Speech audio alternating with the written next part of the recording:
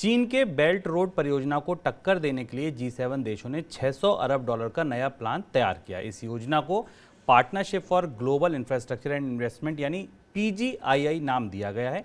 अमेरिकी राष्ट्रपति Joe Biden का कहना है कि इस परियोजना में निवेश करने वालों को बेहतर रिटर्न मिलेगा। G7 बैठक में चीन की बेल्ट रोड परियोजना जो है इसकी निंदा की गई और दुनिया के कई देशों को माना गया कि वो कर्ज देकर अपने जाल में फंसा रहा है। G7 की PGII परियोजना का मकसद गरीब देशों में इंफ्रास्ट्रक्चर प्रोजेक्ट को फंड करना है। सर, आगे की बात समझें, ये परियोजना का क्या असर होगा, उससे पहले यही जानना चाहेंगे कि चीन की ये जो बेल्ट रोड परियोजना है जिसकी निंदा की जा रही है, ये क्या है?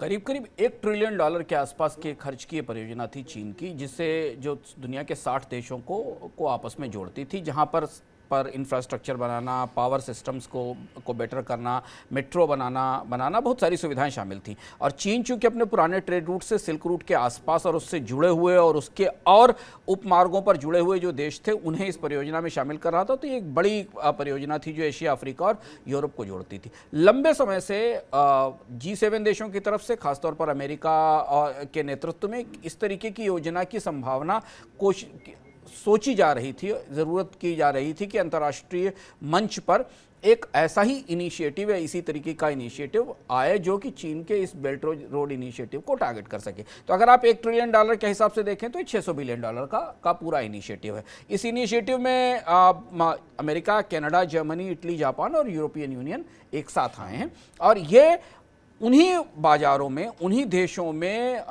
इंफ्रास्ट्रक्चर से जुड़े और बहुत सारे आयाम हैं इस परियोजना के, इस बड़े इनिशिएटिव के, इन देशों को मदद करेंगे ताकि उनकी अर्थव्यवस्थाएं बेहतर हो सकें। कोशिश ये है कि वो चीन के ट्रैप में जाने से या चीन की सहायता लेने के बजाय ये जो नया initiative partnership for global infrastructure and investment PGII है, इसका वो हिस्सा बने।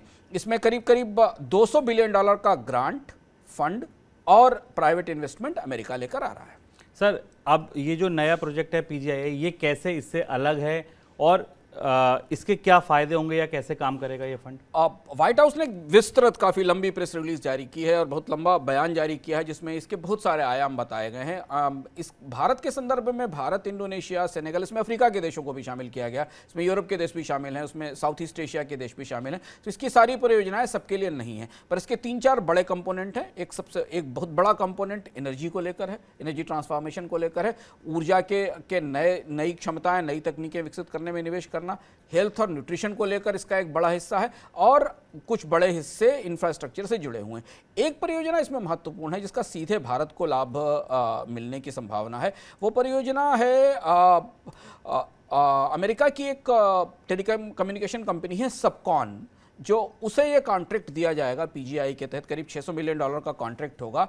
ये south east Asia, middle east और वेस्टर्न यूरोप को जोड़ने वाली 6 सबमरीन टेलीकम्युनिकेशन केबल का एक नेटवर्क बनाएगी। एक जो सबमरीन समुद्र के भीतर जाने वाली टेलीकम्युनिकेशन केबल होंगी। ये सिंगापुर से फ्रांस तक फैला होगा नेटवर्क। सिंगापुर को फ्रांस से जोड़ेगा और ये इजिप्ट और हॉर्न ऑफ अफ्रीका से होते हुए जाएगा।